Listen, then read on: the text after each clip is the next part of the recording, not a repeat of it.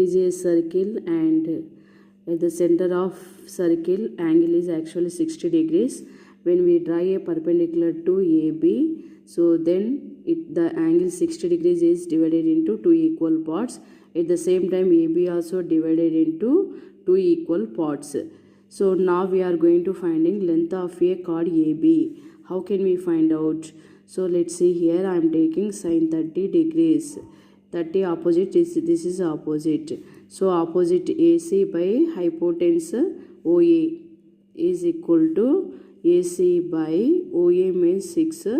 This is 1 by 2. 2 3 just 6. AC equal to 3 centimeter. AC 3 means CB also 3. Now you need AB. AB means 3 plus 3, 6. So AB equal to 6 centimeters. This is the length of the chord. Thank you. If you understood this, share and subscribe.